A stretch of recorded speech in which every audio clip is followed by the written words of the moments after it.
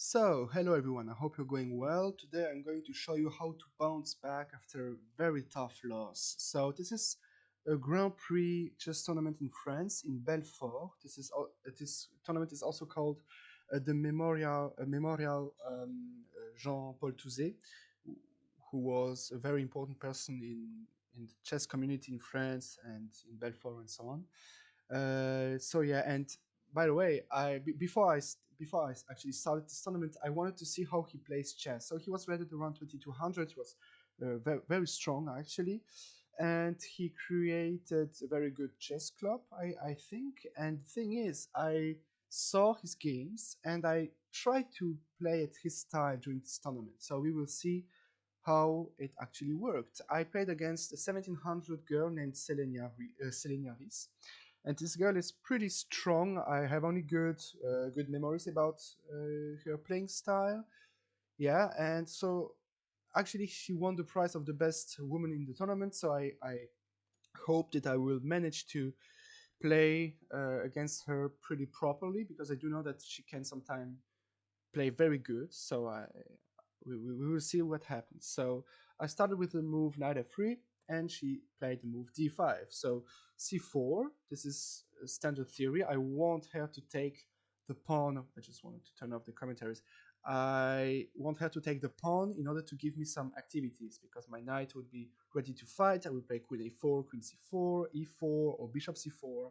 And yeah, so I do have quite a lot of ideas if she takes the pawn.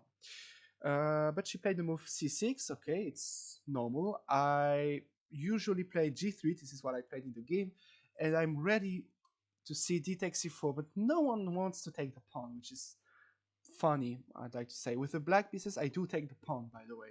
But okay, she played knight f6, bishop g2, and I really thought, I don't know, she thought for 10 minutes, and she played the move knight d7. And this is actually already a mistake, positionally speaking, because let's say I take either instead of playing bishop g2, I take on d5. She would just take back, and after bishop g2, there's just knight c6, and she has a great position. But now that the knight is on d7, I have the same advantages as taking on d5, but she doesn't have a knight on d7. This is exactly what happened in the game. Right now, she has a very weird knight on d7. The bishop is a little iffy, and after the move d4, she can't play the move e5. So somehow I start to have a very great position. Of course, the engine says it's equal, but humanly speaking, it's not so easy to deal with because right now the knight is not on c6, so it would be a lot more complicated to put my center under pressure. So after the move d4, she played knight b6, but knight b6 is now, again, I would like to say, a little inaccurate because you need to castle, and it's not a problem that you play e6. The fact that your knight is misplaced doesn't mean that you have to destroy your whole position. The bishop is a little iffy, but it's not a problem. You will try to play b6, bishop b7, and try to survive along c5.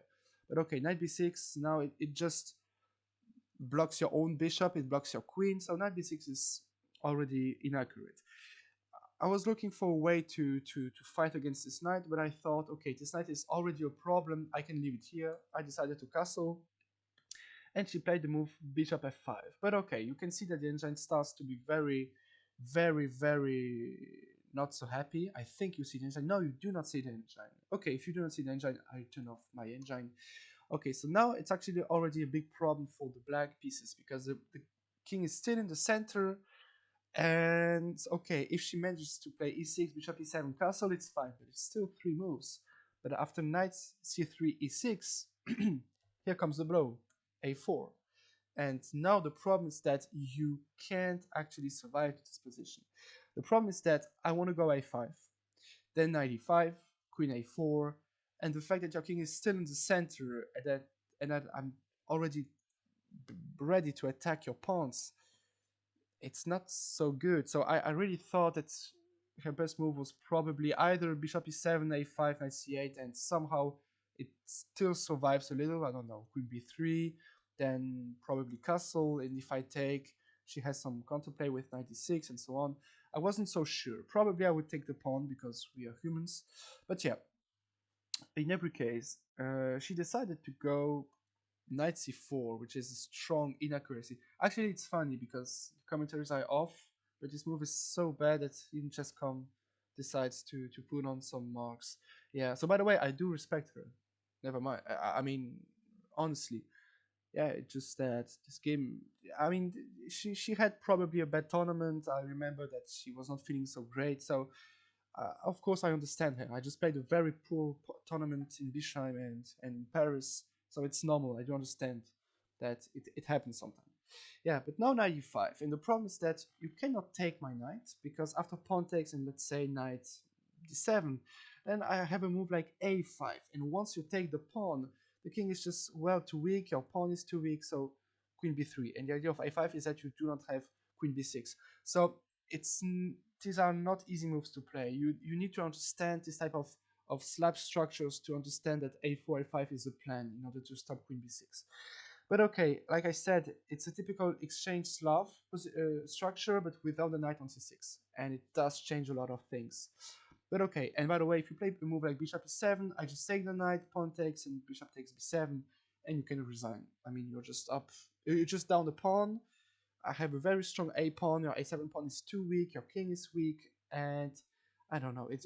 I just want to cry when I see this type of positions. E4 is probably playable. Then d5. The pawn on c4 is lost. Okay, better not to play this type of positions with the black pieces. But okay, in the game she decided to go rook c8, and the idea is that if I take, now she takes with the rook and not with the pawn, and now I'm a little worse because actually I cannot do anything. If I go queen b3, just rook b4 or bishop b4, and it's a bad position for me. I have to go back because queen a2 doesn't make any sense. Queen b6 or bishop d6 or bishop e7, and it's fine. Probably even rook takes d4. But okay, I decided to go queen b3 because I had to find some good ideas. But the thing is, I probably took around 30 minutes, and I wasn't sure after queen b6 if I have to go queen b5 check or queen takes b6. I calculated almost 30 minutes queen b5, and the reason why I did that is because I didn't trust myself. I just had a very poor tournament, so I really had to concentrate myself. And the idea is that if you go knight d7, it's mate, easy. If you go rook c6, I take, easy. But now, after you take on b5, I didn't know if I was really better after a takes b. Because, okay, I'm attacking the pawn and you can't defend this pawn. If you go rook a8, then knight takes c4 and you just lose the game. So let's say you go a6, which looks logical, then you just lose again. And okay, if you go rook a8, I take on b7, you cannot take my rook because of b8 queen. And if I after takes you go rook b8, then rook a8, and I just win the rook. And if you go bishop d6, for example, then like always, knight takes c4, pawn takes c4, bishop c6, and okay, it looks like a nightmare. Probably it's not so precise, but like e4, e5, and okay. In the game, and by the way, if you do not defend properly, let's say you play knight takes e5, pawn takes knight d7, and I take on a7, you take on e5. I wasn't quite sure, so probably I'm still better after rook takes. But the problem is that after bishop d6, I wasn't sure that I would win this position. I'm surely better, and if not winning, I'm surely better, but somehow it's a little iffy, and I don't know where to put my bishop, probably on f4 and 97. Okay, I wasn't quite sure. It does win, but yeah, I decided to go in this position queen takes b6, which is inaccurate because right now after pawn takes the position is just fine. But okay, humanly it's very difficult to say that after pawn takes you're fine with the black pieces. Now that I have already analyzed the game properly, I do understand why it's better for my opponent to take with the pawn and not with the knight, because after pawn takes I just cannot penetrate the queen side, and I have to I have to stay focused because I can't actually use my bishop. So I have to take back, rook takes, and after rook d1, it's not such an easy position because still bishop c2, and now my bishop is completely locked, bishop g6, and it's not an easy position. So yeah, and I have to go, and if I do not play rook d1 and I play e3, this bishop is just a nightmare for me. So yeah, it was very difficult. Thanks to some concrete lines, she can still survive after a takes b6. But okay, she took with the knight, which is a mistake, and now a5. So actually in the game, I saw that after queen b6, knight takes, I was just winning. I didn't even consider pawn takes queen. Yeah, it happens. I'm just too bad. But okay, knight c4. But now it's easy to turn this position as a winning position after a6. a6 looks just incredible. I mean, you have a bishop on c1. This position is not working. Your opponent still can take on e5. But the problem is that thanks to some concrete lines, I'm just winning. For example, right now, if you take, I just take, knight moves, I take there, you go over there, and probably rook takes or e4, or yeah, probably this. You take and bishop f4 looks great, and if bishop d6, knight b5. So in the game, I decided I probably bishop c5. Yeah, but then just rook a8, so it's fine.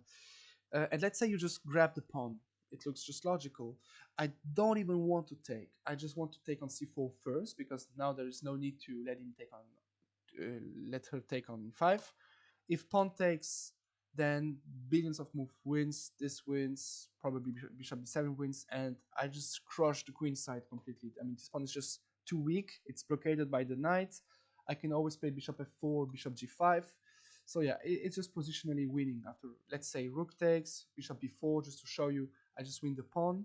So actually this is even stronger probably, and e4. And yeah, it's very difficult. I don't know, probably you can still take, but okay, pawn takes, knight takes, and bishop a3 probably. Looks strange, probably this. d5. No, wait, I have g4, because after bishop g6, now I have this move. Okay, you cannot take because of rook d7, bishop d7 or bishop anywhere. Let me think for a small second. It looks like mate. And rook a5. No, g5 is not a threat. And h4 in order to go g5. What happens? Probably you should. Okay, you want to stop. No, it's not mate actually. Okay, let's say you play something like that. And this. No, it's not mate because you can just run away. Probably it's this. Okay. Probably that's the win. Okay, I don't know. It's already a hard position. But okay, probably I should just take first, so everything is fine. But okay, in the game she played move b6, but now b6 just loses straight away because of knight b5. So yeah, now you will either lose a pawn, or two pawns, or the exchange, because I just want to take on a7, move the knight away, and go a7, and so on. If you play something like that, you just lose. And okay, let's say you go king d8. Now I take this, and for example, knight c6, probably this knight, or knight takes if. Ah, by the way, this is still winning, so you have to grab on a7, knight there, in order to do a fork, or knight takes b6. Everything looks just winning right now. But okay, it was still not so easy. She decided to go bishop d6, and now it's just winning for a good tactical shot. Actually, I can just take the knight on c4, and she resigned in this position, because after rook takes, you just lose the bishop. After pawn takes, you lose the bishop and the rook. And if you move the bishop away, then there's still a fork, and I do win the rook, and it's just winning. I'm up a piece and an exchange, and yeah, so it's fine. Okay, it was a very short game, but at the same time it wasn't such an easy game to deal with. I will now show you the engine accuracy. So okay, yes, we have it. So right now in this position I played with an accuracy of 95%. And now the thing is, I will put on chess.com commentaries, and okay, it was actually a very precise game. Yeah, yeah, you see, 97 is already inaccurate. I take d4, knight b6, castle, bishop f5. Okay, it says it's correct because it doesn't lose straight away, but it's not so accurate because you can't castle actually. Knight c3, e6, and a4. Yeah, so 95 is the best. rook c8, queen b3, and yeah, and of course queen b5 check is the winning move. This is a mistake, and now after a5, I'm winning already because you a6 is now a mistake. Yeah, once it says good, and the other time it says it's bad. So okay, but okay, knight b5, and now it's just completely winning. So it was a very nice game. If you want to see the future games, just write it down in the comment section. Here I do have my coaching services, so if you're looking for a good chess coach, just go in the comment section. All the links are of course there. See you in a future upload. Take care.